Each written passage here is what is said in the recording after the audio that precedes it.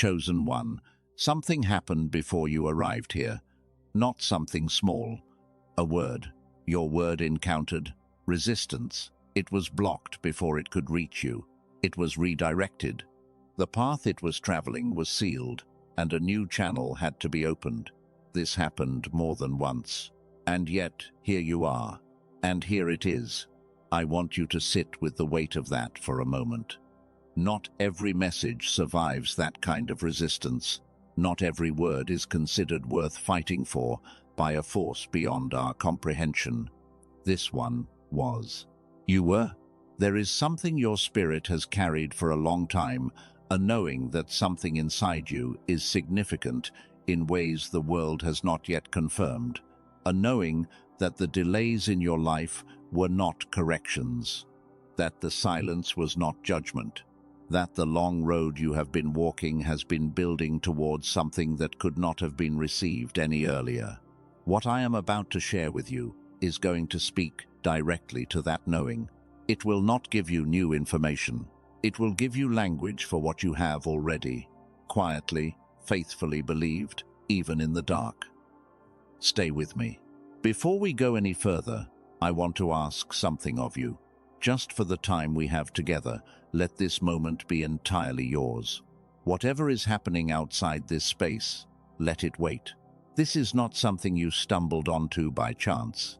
The word that is coming deserves your full presence. You did not find this on your own. Something greater than a search or a scroll brought you here. And that is not a small thing. Now I want to speak to something you may have never said out loud. There is a question that lives in the quiet parts of you. You have carried it through long nights and slow mornings and all the in-between moments when no one was watching. It sounds something like this. Does anyone actually see what I have been carrying? Not the version of me that smiles and keeps moving. The real thing underneath that. The weight I hold in silence. The hope I keep alive even when the evidence against it is piling up. The dreams I stopped talking about because I was not sure if I was allowed to still believe in them. Does heaven see that? And then there is the second question, maybe even harder than the first. It sounds like this. Have my prayers actually been landing anywhere? Because there have been moments, specific moments, when I brought something real to God, not a casual request, something that mattered deeply to me. And the silence that followed was so complete, so total, that I started to wonder if something was broken, if I was praying wrong, if I was the reason the door would not open. And the third question, the one you have probably never said to anyone, am I still called? Because called people do not get this stack, right? Called people do not sit in the same place for years, wondering if what they heard was real. Called people see movement. And I have been so still for so long that I have started to question whether I understood what I was told. Before this message ends, I am going to speak directly into each of those questions, all three of them, because the answer is the same, and it is going to reframe everything you thought you understood about this season. But first, stay with me through this entire message, because what is coming matters. By the time we finish, I am going to show you exactly what was blocked in your life and exactly why. I am going to give you a framework that changes how you read every closed door and every unanswered prayer in your past. And at the end, I am going to speak something over your life, a declaration that I believe will stay with you long after you leave this space. Do not leave early. What is in the second half of this message is the reason it was rerouted to reach you. Now, something has been happening to you lately, maybe for a while now, and I want to name it, because most people around you cannot. The first thing is a tiredness that sleep does not fix. You have rested, you have had your full hours, and you still wake up carrying something heavy, like your spirit has been doing work that your body does not know about. That is not burnout. That is, your spirit processing something larger than your conscious mind has been allowed to see yet. The second thing is the emotional waves that come without a clear cause. 1 hour, you are at peace. The next, there is a grief that rises from somewhere beneath the surface, and you do not know what it is for. And then hope again, quiet but real, and then a weight you cannot name. You have not been unstable. You have been sensitive to a shift that most people around you simply cannot feel. The third thing is the dreams. They have been more vivid than usual, more specific. Like your spirit is searching for something in the night hours, or rehearsing something, or being shown something that has not yet fully translated into words. Do not dismiss those. They matter. The fourth thing is the patterns, the repeated numbers, the song that plays at exactly the right moment, the conversation you overhear that speaks directly to what you had been thinking privately. These are not coincidences dressed up to look meaningful. These are marks on a trail. Confirmation that something is moving, even when everything on the surface looks still. The fifth thing, and this one is important, is that the environments you used to be comfortable in have started to feel like they do not fit anymore. The conversations that used to fill you feel hollow now. The noise that used to distract you now just drains you. You have not become antisocial. You have not become arrogant. Something in you is changing, and some of the spaces you used to inhabit were built for an older version of you. And the sixth thing is the tension, not a crisis, just this underlying pressure that sits somewhere between your chest and your shoulders when you think about the future. Like something is waiting, like something is about to require something of you. That is not anxiety.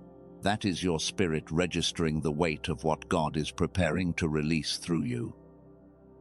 All 6 of these things are signs, not symptoms of something wrong with you, signs that you are in a season of preparation for something your current life cannot fully contain yet. Here is the way I want you to think about everything that has been happening. You know what a GPS does when the road it planned for you is blocked? It does not shut down. It does not tell you that you failed or that your destination was wrong. It recalculates. It finds a new route. It says, the original path is no longer available, and so we are going another way. That is exactly what has been happening in your life. God has been recalculating, not because the destination changed. The destination has always been fixed. But the original road had something on it, something you were not ready for, or something that was not ready for you. And so, the route changed. And then it changed again. I want to tell you what was on that road. I want to show you specifically what was blocked and why each blocking happened. But I need to build toward that, because if I give it to you now, before you understand the full weight of what I am about to show you, it will not land the way it needs to. What I have shown you so far is the surface, the signs, the patterns, the evidence that something real has been moving even in the silence. But there is a deeper layer, and the deeper layer is where this message becomes something you will not be able to forget. Stay with me, because what I am about to share is the part that changes everything. Let me go back to the GPS for a moment, because I want to show you something about it that changes the way you read every moment of resistance in your life. When a GPS recalculates, it is not guessing. The recalculation is based on information the driver cannot see. There is a road closure ahead that the GPS knows about, and you do not. There is a bridge that will not hold the weight of what you are carrying. There is a path that looks shorter, but does not go where you need to go. God recalculated your route because he could see what you could not. And here is the truth I want you to hold on to. What looked like a door closing was God saying, not yet, not this way, not this person, not this season, not because the destination was wrong, because the road was. There are 3 reasons, 3 specific reasons, why the blocking in your life was not abandonment. And when you understand all 3, the story of your delay is going to transform entirely. The first reason is this: the place that God has been building you toward requires a version of you that did not yet exist when the door first closed. Think about what that means. There was a breakthrough you were asking for, a door you were pushing against, a promise you were standing on, and the silence felt like rejection. But God was not withholding because he did not love you. He was withholding because the version of you who would have walked through that door in that season was not yet equipped to hold what was on the other side. You needed to develop something first: patience that does not collapse under pressure, discernment that can read a situation before fully entering it, a kind of rootedness that can handle visibility without being destabilized by it. And you cannot develop those things in comfort. You develop them in the wait. The blocking season was the preparation season, and everything you built in the silence, every layer of depth, every piece of wisdom forged in the hard years, every bit of character strengthened by the resistance, all of it was forming the version of you who is ready to walk through what is coming. The second reason is harder to hear, but it is just as true. Some of the people who were on your original route were not safe for what you are carrying. Not bad people, not enemies. People who could not handle the weight of your calling. People whose own wounds would have clipped what was growing in you before you even knew it was there. People who needed you to stay small in order to feel secure around you.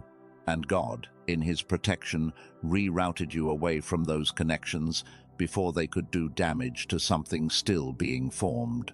If you have ever felt confused about why certain relationships ended without a clear reason, why certain opportunities disappeared right when they seemed to be opening, I need you to hear this. That was not rejection. That was protection. God moved some things out of the path because the path was never meant to include them. And what they would have taken from you is something you are going to need for where you are going. The third reason this is the one that will stay with you. Where you are going requires credentials that could not have been earned any other way. Not a resume, not an achievement anyone can see. A set of invisible qualifications that are only written by going through what you have gone through and not breaking. There are places God is positioning you to walk into, places of influence, of impact, of real divine assignment, and those places require a kind of authority that cannot be faked and cannot be learned in a classroom. It can only be forged in the exact kind of season you have been living through. The silence gave you something. The delay gave you something. Even the grief gave you something. And the world cannot give you back what it took, but God can and does and is. There was a man in history whose story follows this pattern so precisely that when you see it clearly, you will see your own life in it. His name was Joseph. And if you know the story, I want you to hear it differently today. Not as a comfort tale about things eventually working out, but as a blueprint for the exact kind of rerouting you have been in. Joseph was given a dream, a real one, specific, about elevation and purpose and a future that does not belong to small destinies. And almost immediately after that dream was given, everything went wrong. His brothers sold him. He ended up in a foreign land, a servant in someone else's house. He did everything right and was falsely accused and thrown into prison. And in prison, he interpreted a dream for a man who promised to remember him and then forgot him for 2 years. Every single one of those moments looked like the end of the story. Every single one felt like God had dropped the plan. But not one of them was the end. Each rerouting was not God losing the thread. Each one was moving Joseph one step closer to the exact position, the exact season, the exact moment when everything he had been given, the gift, the depth, the wisdom from the prison years would be needed by someone powerful enough to fulfill the full scope of what he was called to. The pit was not punishment. The pit was positioning.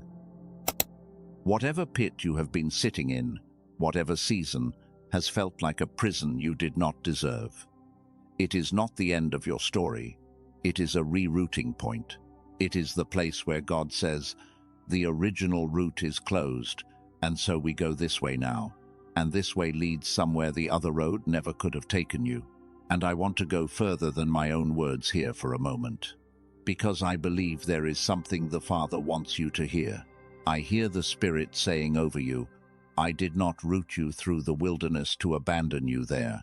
I routed you through the wilderness because what is waiting for you on the other side needed a person who had survived it.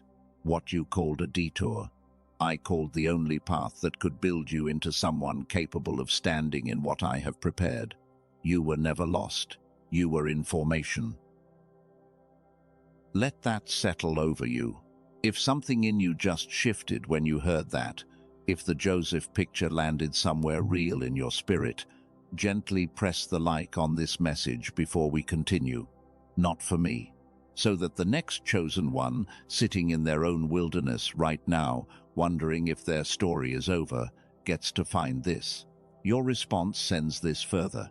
Now, I want to give you something practical. A way to use what I have just shown you, not just to understand your past, but to read what is happening right now in your life.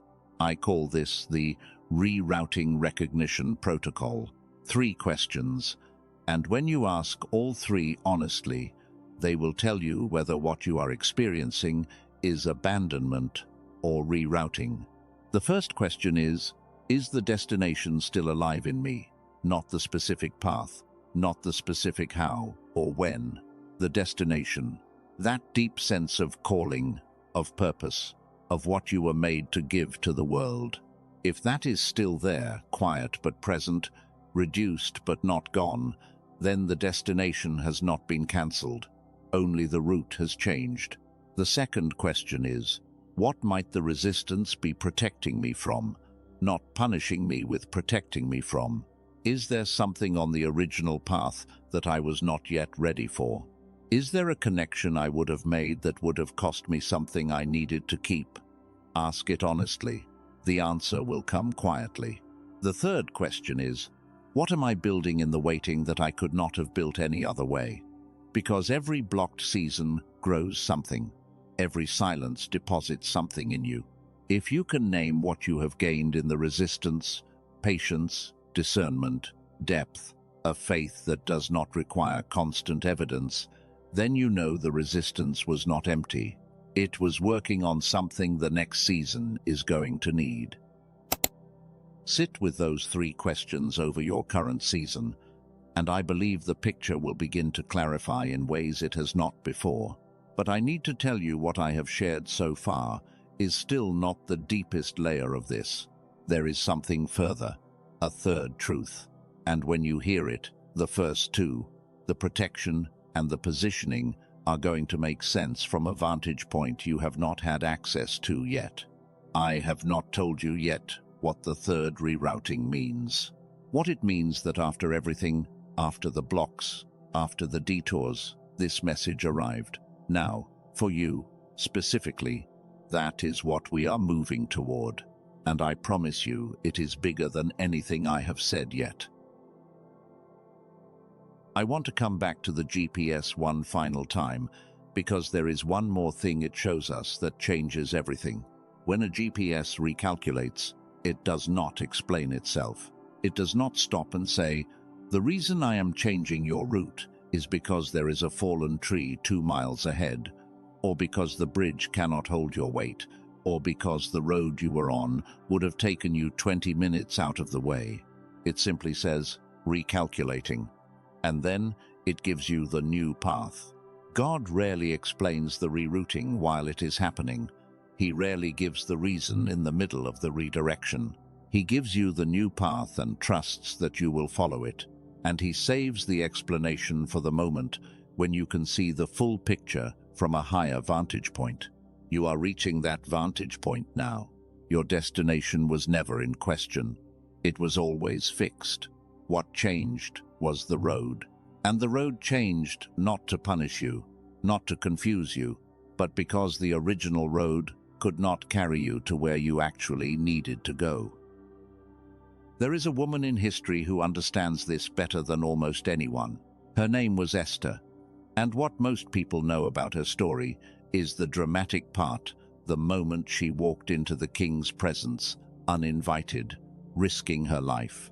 But what I want to talk about is not that moment. I want to talk about everything that came before it.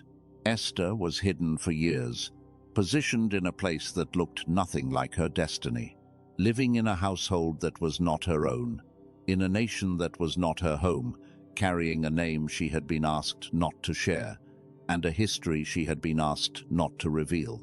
From the outside, her life looked like a series of losses. A father she never knew, a mother she lost too soon, an uncle raising her in a foreign land. No obvious path to purpose. And then, through a process that no one planned and no one could have engineered, she was placed in the palace. Not because she campaigned for it, not because she figured out the strategy, because the timing of heaven opened a door at the exact moment when a person with her specific history, her specific depth, her specific hidden strength was needed in that exact place. She did not go to the king when she decided to. She went when the divine appointed the hour, and when she went, when the moment arrived, that all the hiding and all the waiting and all the years of preparation had been building toward, she walked in with something no one else in that palace had, an authority that could not be faked, a courage that had been forged in silence, a wisdom that came from carrying something sacred without letting anyone see it prematurely. The delay was not cruelty, the delay was crafting. There is a word I want to give you. It comes from the original Hebrew language. The word is galah. Galah means to reveal. But not just reveal in the simple sense of showing something. Galah means to uncover, to make bare, to bring into full light what has been covered, what has been kept, what has been held in the hidden place until the moment of unveiling arrives. God does not just open doors. He galah. He uncovers. He chooses the exact moment when what he has been forming in the hidden place is ready to be seen. Not a moment too early and never too late. Your covering season has not been a mistake. It has been a galah in process. The unveiling is coming, and when it arrives, it will not be partial. It will be full. It will be exactly what was promised, just arriving by a road you did not expect, at a time you could not have planned. Before this message ends, I want you to know that I am going to speak something over your life, a declaration, not just words, something I believe is meant to be sealed over you at the close of this time together. Stay with me until we get there, because what waits at the end of this message is the reason it was rerouted to reach you. But right now, there is something I want to teach you, something that connects the physical to the spiritual in a way that most people never hear, and that I believe will change how you understand why the chosen one experience is different from everyone else's. Let me ask you something. Have you ever been in a moment of prayer, a real one, not a casual one, but a moment where you brought something genuine before God and felt like the prayer was hitting a ceiling, like the words were going up but something was stopping them from landing?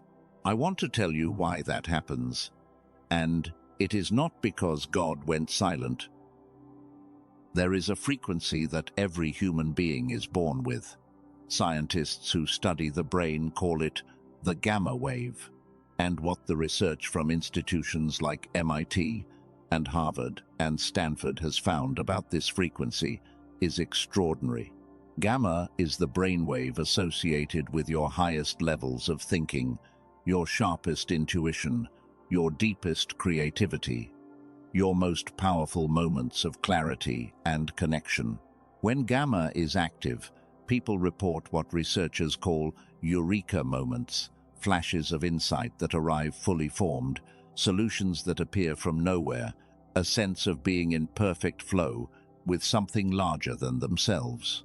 Some scientists have called it the brainwave of genius. Others have called it the brainwave of deep spiritual receptivity, the state where your mind is most open to receive what your spirit is trying to tell you. And here is what the same research has found. Every child is born with gamma operating at full strength. If you have ever watched a young child learn something, the speed, the openness, the way things just click, that is gamma. That is the God-given frequency operating without interference.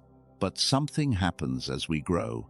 The education system, the noise of the modern world, the pressure to conform and produce and perform, layer by layer, these things suppress the gamma frequency. Scientists call it the decline effect, and they have found that in most people, by around age 7, the decline has already begun. Now, here is what I want you to understand about why this matters for you specifically. The chosen one is not a regular person. You were not born with an average level of gamma. You were born with it running higher than most. That is why, as a child, things came quickly to you. That is why you could feel things other people could not feel. That is why you had intuitions that turned out to be right. Dreams that felt more real than waking life. A sensitivity to the invisible world around you that no one else in your family seemed to share. That was gamma. That was your God-given signal frequency operating at the level it was designed to. And here is the grief underneath that. Because the gamma was higher in you to begin with, the decline effect hit you harder than it hit anyone else. The distance between who you were as a child, how quickly you learned, how clearly you felt, how powerfully you connected, and who you are right now, is larger for you than for most people around you. And that gap, that space between what you once had access to and what feels available to you now, is something you have felt your entire adult life without having a name for it. You have felt like something was taken from you, something you cannot fully describe. A version of yourself that used to be able to reach things that now feel just out of reach. What was taken was not your destiny. Your destiny is intact. What was suppressed was the frequency through which you most clearly receive it. And this is where something extraordinary enters. A neuroscientist named Dr. Robert Lake spent 34 years studying the brain, working with what research teams had found at some of the most respected institutions in the world. And what he dedicated his life to was not academic publication. It was a question: is there a way to restore what the decline effect suppressed? Is there a way to give people back the frequency they were born with? What he developed is something he calls the Genius Song.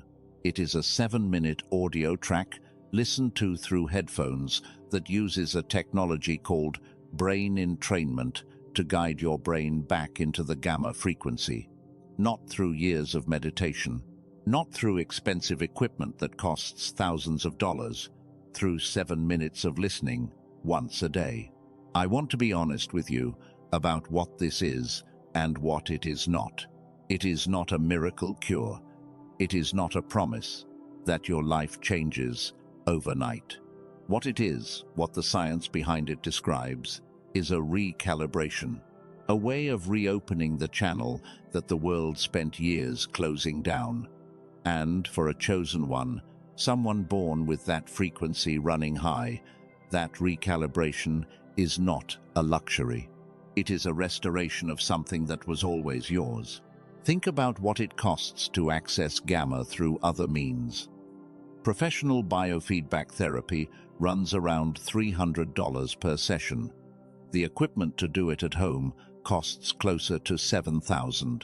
Years of daily meditation practice can begin to restore it, but that requires a consistency that most people cannot maintain while living a full life.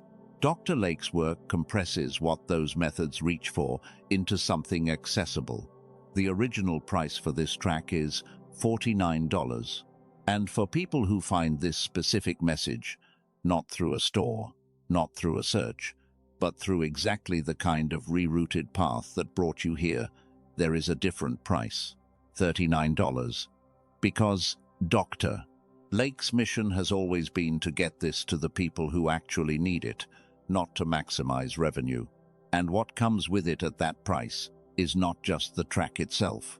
There is a second audio designed specifically for children to help restore gamma in younger minds before the decline effect takes full hold. There is a written guide that became the foundation for the film The Secret, the original text, not the adaptation, focused not on wishful thinking, but on the actual mechanics of how the mind creates outcomes. There is a guided visualization through 4 areas of life: financial, relational, physical, purposeful, walking you through what your highest version looks like in each one. And there is a practical reference document, 5 habits identified across peak performers, designed to be printed and kept visible. All of that for $39 with a 100% money-back guarantee. No conditions, no fine print. If you listen and feel nothing, you receive every dollar back. One more thing I need to say clearly. There are imitations of this product, sites that use the name, use the branding, and sell something that carries none of the actual technology. Those imitations are not brain entrainment. They are ordinary audio files in a convincing package. The only source that carries the real product with the full technology, the 4 bonuses, and the guarantee is the link in the pinned comment and the description of this video, not on any other platform, not in any search result, only there. If what I just described resonates with you, if the gamma narrative felt like it named something you have been living, the information is waiting in the pinned comment. Investigate only if you feel led. Whether or not that path is yours, what I want you to carry from everything I have just shared is this: the frequency is real. And God has been working through this entire season to restore yours. The silence was not the frequency going dark. It was the frequency being recalibrated for something it could not have carried before. But I have still not told you the deepest thing.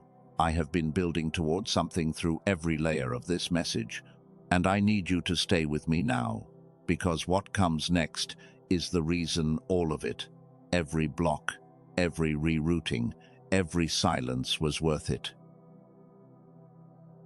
I want to say something to you now that I need you to receive slowly, not quickly, not with your mind already running ahead to what it means or what you should do with it, just slowly. The message that was blocked twice and rerouted 3 times, the one that found its way through resistance and interference and closed channels to arrive here, in front of you, at this specific moment in your life. It was never just information about you. It was a mirror, held up to something that has been true about you since before you were born.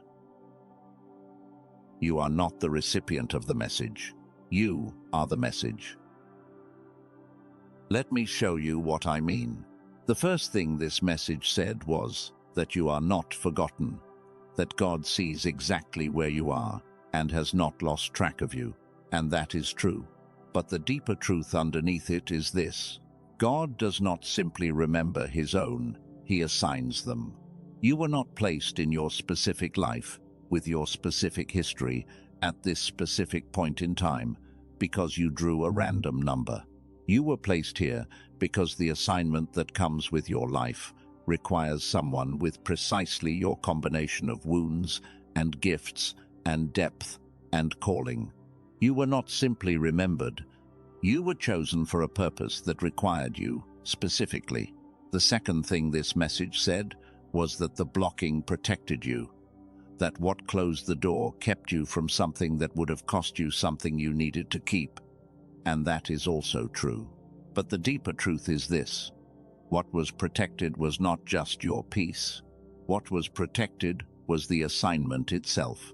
The calling inside you is so specific, so important to what God is building in the earth right now, that the forces that oppose it tried to intercept the message before it reached the person it was sent to. They could not, because what God sends toward his chosen does not get permanently stopped. It gets rerouted, and it arrives. The third thing this message said was that the timing is sacred, that there was a gala coming and unveiling, and that it could not happen a moment too early. And that is true. But the deepest truth underneath it is this: sacred timing only applies to sacred assignments. Things of no importance do not require divine precision. The reason this had to arrive at exactly this moment, in exactly this way, through exactly this rerouted path, is because what is being released through your life is not ordinary. It has never been ordinary. You were not waiting for a breakthrough. You were being prepared to be one. I want to tell you about someone.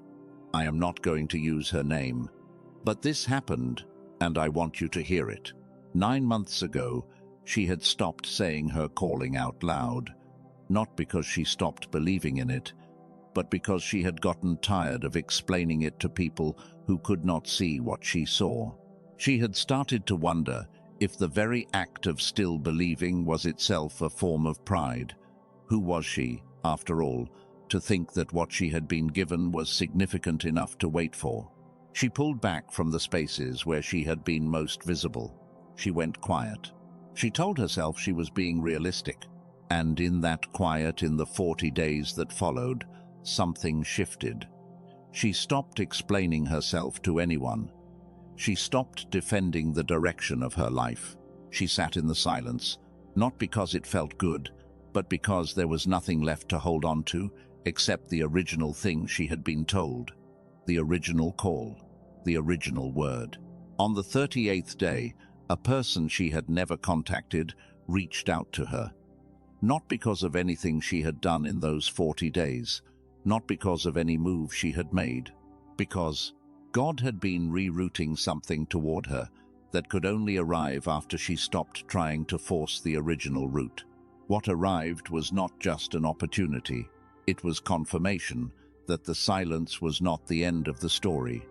It was the last chapter of the preparation. She proved herself in the hidden place before she was promoted in the visible one. Now, I want to talk to you about something that lives in the quiet, underneath all of this, because I know it is there, and I know you have not fully named it yet. There is a pattern that the chosen one carries that almost no one around them understands. It is a quiet doubt, not a loud one, not the kind that screams and refuses to believe anything, the quiet kind. The kind that believes and then immediately wonders if it has the right to. You believe the calling is real, and then, almost in the same breath, a voice that sounds remarkably like wisdom says, "But who are you to think that? You believe the rerouting was for a reason." And then something that sounds like humility says, "Maybe you are just telling yourself a story to feel better. You believe you are chosen." And then something that feels like honesty says, "Be careful. You do not want to be deceived." That doubt is not wisdom. It is not humility. It is not honesty.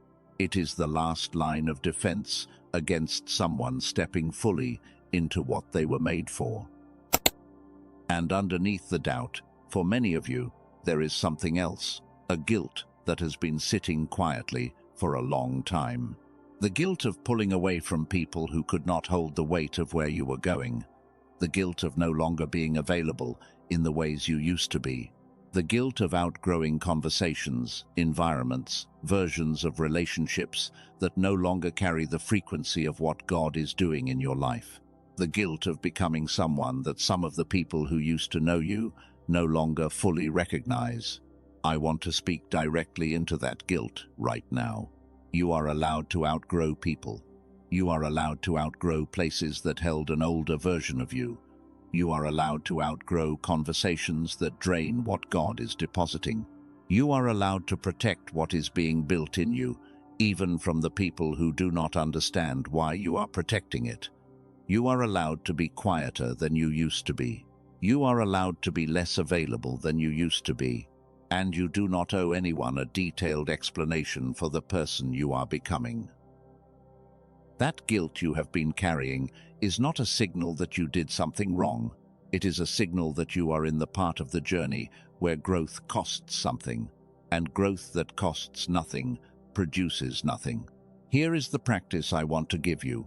I call it the frequency surrender practice, and it is simple enough to do right now, wherever you are. In your mind, I want you to identify the one thing you have been holding on to the hardest, the one outcome you have been gripping, the one result you have been trying to force. Just bring it into your awareness for a moment. Feel the weight of how tightly you have been holding it. Now, without putting it down, without letting go of the dream itself, I want you to mentally release your grip on the how. Not the what, the how. The specific road you decided it was supposed to travel. Just open your hands around that, inside. Let the path be God's. Keep the destination. Surrender the route. That is the frequency surrender practice. Not a one-time act, a daily one. Hold the vision, surrender the road. Now I want to tell you who you are, not who you are going to become, who you already are, right now, in this season. The first thing you are is a seer. You perceive things that most people around you cannot. You have always known things before there was evidence for them. You have always felt the shift in a room before anyone else acknowledged it. You have always known when something was off, when something was right, when a direction was aligned or misaligned, even when you had no logical reason to know. That is not intuition in the ordinary sense.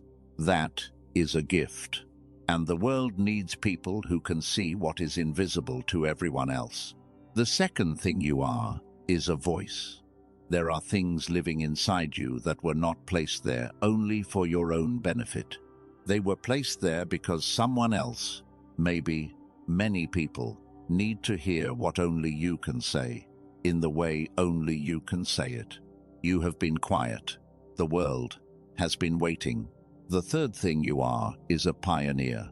You went first, into unfamiliar territory, without a community of people who had already done it, without a clear map, without guaranteed outcomes, and you kept going.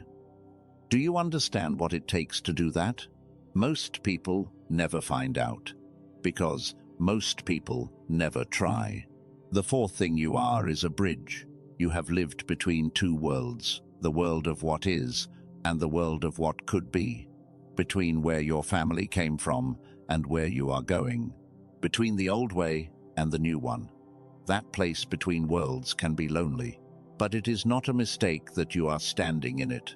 You are not lost between two places. You are connecting them. And the fifth thing you are is a spiritual warrior. Not because you are aggressive or forceful, because you held ground when everything was telling you to collapse, because you are still here, after everything that tried to take you out, after every reason you had to give up. You are still here, still standing, still carrying the original thing you were given. That is not weakness that survived. That is strength that was never given the credit it deserved. And I want to go beyond my own words again, because there is something I believe the Father wants to say over you directly. I hear the Father saying, not whispering, saying, I blocked what I blocked because I knew what it would become. I rerouted what I rerouted because I knew exactly where it needed to arrive.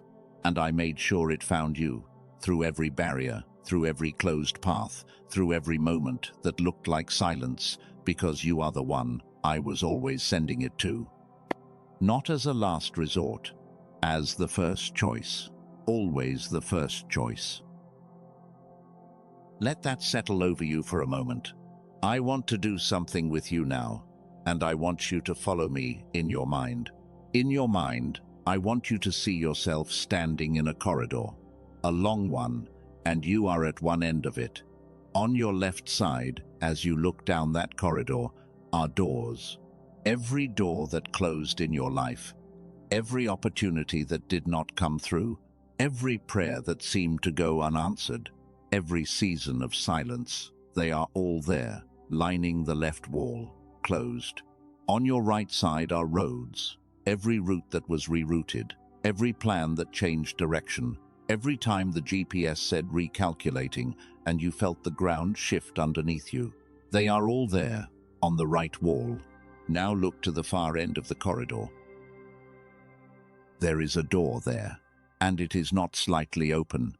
It is fully open, and on the other side of it is not a place. It is a person. It is the version of you that has stopped doubting that this was always meant for you. The version of you that walks in the full weight of the calling. The version of you that has accepted, completely and without apology, that the message found you because it was always yours. You are not far from that door. You are already in the corridor, and every step you take from this moment forward is a step toward the other end. If something in you just received that, if something shifted when you stood at the end of that corridor and saw what was waiting, type the words "I receive" in the comments, not as a performance, as a seal. Let those 2 words be the declaration that you are no longer in the position of waiting for permission. You receive what was sent. You are not alone in this. I need you to hear that not as a comfort phrase, but as a fact. Right now, in this exact moment, people you have never met on the other side of cities, in other countries, in different time zones, in their cars and their bedrooms and their quiet spaces, are sitting with this same shift happening inside of them. Chosen ones who have been in their own wilderness seasons, their own periods of silence and blocking and rerouting, are hearing the same truths you just heard. And something is being confirmed in all of them at the same time.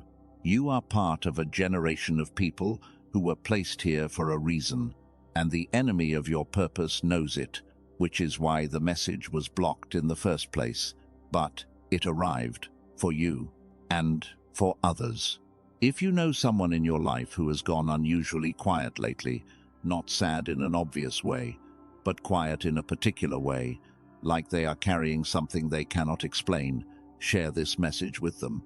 Not because it is helpful content, because it was meant for them too.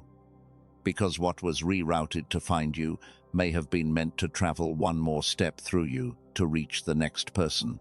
If this space has felt like something you want to return to, a place where the truths you already carry get language and get depth, then stay connected.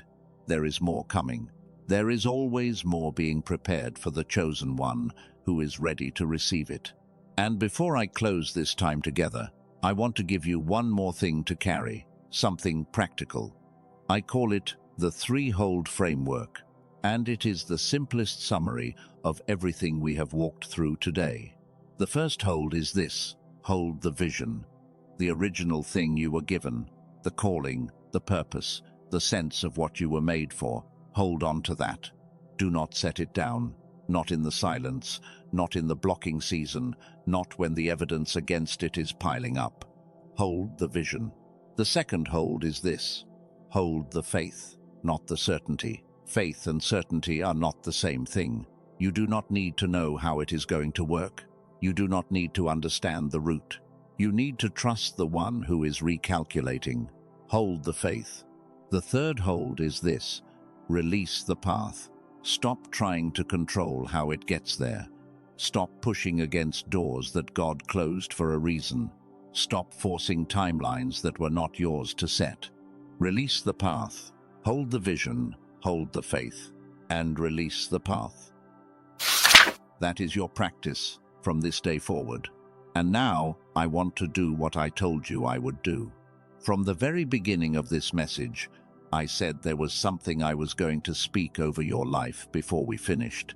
Not about you, over you. And that time is now. Wherever you are, I want you to receive this, not passively, actively. Let what is about to be spoken land somewhere real inside of you. We begin with gratitude. God, we are grateful, not in spite of the season this chosen one has walked through. We are grateful because of it, because the silence had a purpose, because the blocking was protection, because the rerouting was strategy, because every single thing that looked like it was going wrong was in your hands the entire time, and what you hold does not get lost.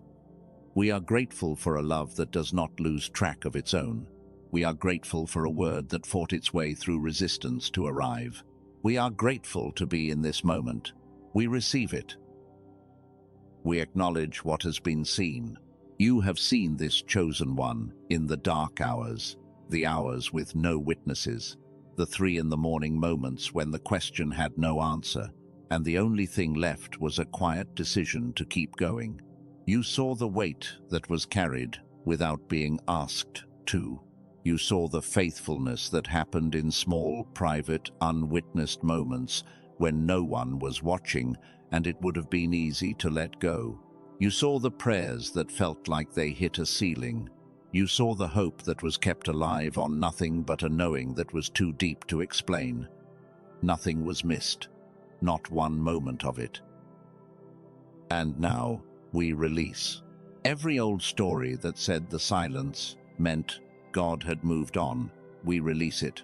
Every ceiling that was built, layer by layer, by every delay and every closed door, we release it.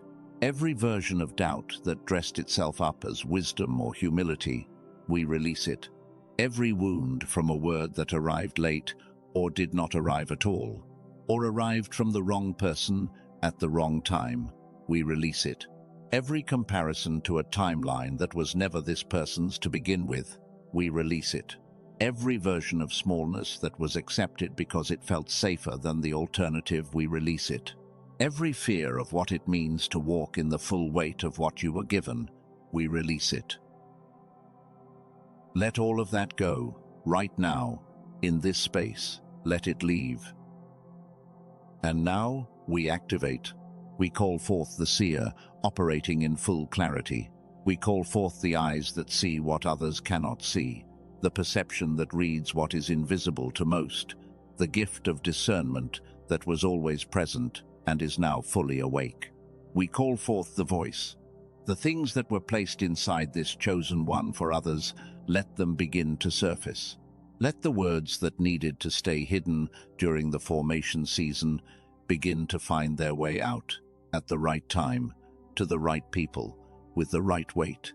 We call forth the divine connections that carry the frequency of this new season, not the relationships that fit the old version, the ones that belong to who this person is now. Let them begin to arrive. And we fully open every door that was held closed by unbelief that was built in the blocking seasons. Those beliefs are no longer in residence. The doors are open. We walk through them. We speak protection over this rising. Let what is being built be guarded from premature exposure. Let the wrong voices not have access to what is still being formed. Let the pull of old environments, old frequencies, old patterns that belong to an older season not reach what is being constructed here. What God is building in this chosen one is too important to be handed to people who do not have the capacity to hold it. We protect it, we guard it, we cover it. And now I want to speak directly over you, not as my words alone, as the echo of what I believe the Father has been trying to say through everything that happened to get this message to you. I hear the Father saying, "You are sent." Not sent in the future tense, sent right now.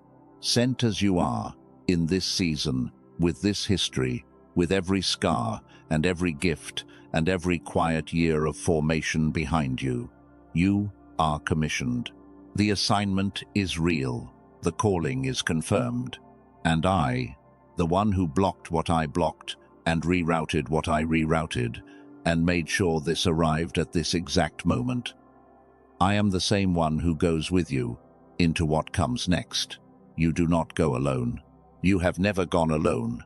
And you will not begin going alone now. You are sent. You are commissioned. You are covered. Do not say Amen yet. I want you to sit inside what was just spoken for a moment.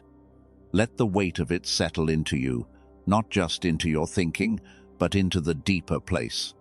The place that has been carrying the questions, the place that has been holding the hope. Let what was declared Find that place and rest there. You are not the same person who arrived at the beginning of this message. Something was spoken, something was sealed, and what has been sealed cannot be unsealed by the circumstances of tomorrow, or the silence of next week, or the doubt that will try to return and whisper that none of this was real. It is real. It is done. You receive it. If this message found you the way it was meant to, if what was declared over you just now landed somewhere that needed it, let your like be your agreement. Not for me, for the next chosen one, sitting in their own silence right now, wondering if the message is ever going to arrive. Your response sends this further. Your agreement sends the word to the next person it was rerouted to reach. Go now.